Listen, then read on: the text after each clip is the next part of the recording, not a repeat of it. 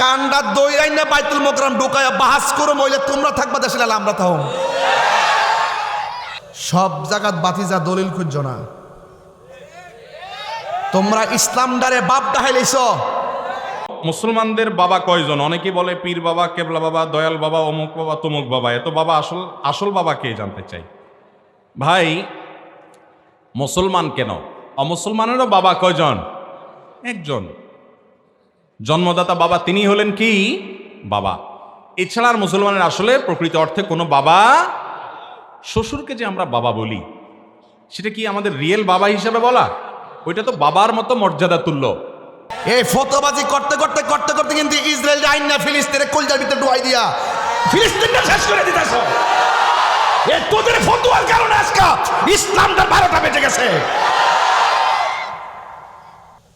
তোদের ফতোয়াবাজির কারণে আজকে ফিলিস্তিন জর্জরিত হয়ে গেছে। বড় বড় ডায়লগ দাও আর ফতোবাজি করো, সবই কিন্তু আমরা বুঝি। মা ফাতেমাকে মার ডাকা যাবে কি যাবে না? গুনাহ হবে ডাকলে? এদের ফতোয়া বোঝা যায় নবী থেকে সিলসিলা জারি হয়েছে। নবীজিকে রুহানি বাবা বলতে হবে, খাদিজাতুল কুবরাকে মা বলতে হবে, ফাতেমাকে বোন বলতে হবে, আর মা আমেনাকে দাদি ডাকতে হবে। এর একটা সাজরা বানাই লিখছে। সাজরা সব জায়গায় চলে। বিষয় দিচ্ছেন দিকে এদিকে গেছি আর কি, নাইলে জানাম নাইলে। কয়েকদিন আগে বলছে নিজের বাপরে সারা আর আদম নবী সারা কাউরে বাপ দেওয়া যেত না। কেউ সাসার আমরা বাপ দেয় না। বাজান বালানিও আসি বাজান আল্লাহ রাখছে বাজান বালানি কিরে গুণ হইব না। আমি গেছি বাজান বালানি, আমার গেছে বাজান আপনি বালানিও। এটা কি মহব্বত? এটা কি বাবা? সব জাত ফটো লাইস না। এটা তাহির হুজুর, এটা বাংলাদেশের একটা পর্ব। এটা মাথায় রাখতে হবে।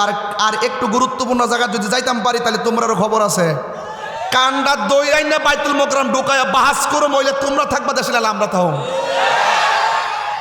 এরপরে আমার তো একটু রাগ না, বয়সের কারণে একটু রাগ হইতেই পারে, এটা স্বাভাবিক ব্যাপার। আমি তারে কইলাম যে নিজের বাপ ছাড়া যদি বাপ দাহন না যা। আর আদম নবী আমাদের হইল আদি পিতা। ওই ইব্রাহিম নবীর জাতির পিতা কোন যেত না, অথবা ইব্রাহিম নবীর জাতির পিতা কোন, অসুবিধা নেই। মিল্লাত আবিকুম ইব্রাহিম, এটা কোনোরকম ভাবে মানে আর কি, কোনোরকম ভাবে মানে আর কি। কয় নিজের বাপ রাখ বেটা, এই ছেলে দোয়া দিয়া কিন্তু জামুগা। নিজের বাপরে সারা, আদম নবীর সারা, ইব্রাহিম নবীর সারা, বাপ হইলো 3 জন, আর কারোর বাপ দান দিত না। আমি তারে কইলাম তো তোমার শ্বশুর কি তারা হ দুলাবাইটা হ? কথার কন লাগেনি, কথার মুখটা খুললা দিছিনি। হ্যাঁ মুখটা খুললা দিছিনি। বলছি গেলাম তোমার শ্বশুর কি দুলাবাইটা হ?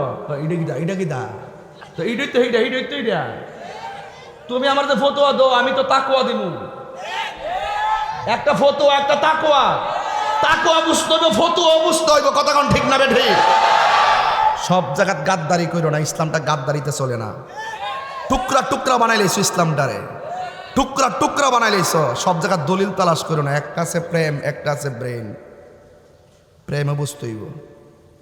ভালোবাসা তো জালালউদ্দিন সৈয়দী রহমতুল্লাহ আলাইহি কয়, আমার জীবনে আমি 75 বার চোখ বন্ধ করে মোরাকাবা করছি, 75 বার চোখ খুললা দেখি নবী মদিনায় না আমার সামনে দাঁড়ায় রইছে। তো তুমি নবীর হাজির নাজির মানো না, আমরা তো নবী আল্লাহ প্রদত্ত ক্ষমতা বলে হাজির নাজির হইতে পারে। তোমার চোখে লাগাইছো আবু জাহেলের চশমা, আর ওই জালালউদ্দিন সৈয়দী রহমতুল্লাহ কিতাবের নাম শরহে সুদূর, না দেখা দিলে কান কাটতে পালাই দিন। জালালউদ্দিন সৈয়দী রহমতুল্লাহকে আমি 75 বার নবীর দেখছি শরীর আমার সামনে দাঁড়ায় রইছে। ওনার চোখের মধ্যে লাগাইছে আবু বকরের চশমা, তোমার চোখে লাগাইছো আবু জাহেলের চশমা। তো তুমি আবু জাহেলের চশমা লাগায়া নবীরে দেখবা কেমনে? আর এই ফুলাফান তো ওই সমস্ত টিকটক মৌলবীদের খপ্পরে পড়ছে। সারা দিন তারা মোবাইল ডালে হয়ে যায়, ব্যাটারি নষ্ট করে লাইছ। এই ব্যাটারি নষ্ট হয়ে গেছে। কিরে, এই ব্যাটারি দিয়ে নবী দেখার সুযোগ ছিল। কথা কোন ঠিক না বেটে? ছিল কি ছিল না? আমরা সে পাওয়ার হারাই ফেলাইছি, পাওয়ার হারাইছি। এই জন্য আল্লাহ পাক কাহারও চেহারার দিকে তাকায় না, আল্লাহ পাক তাকায় মানুষের অন্তরের দিকে।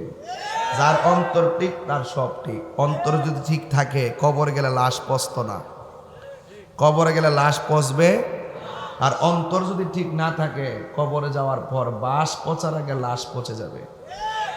তাহলে আপনারা জবান করলে কোনো অন্তরের খবর জানে কে? আল্লাহ।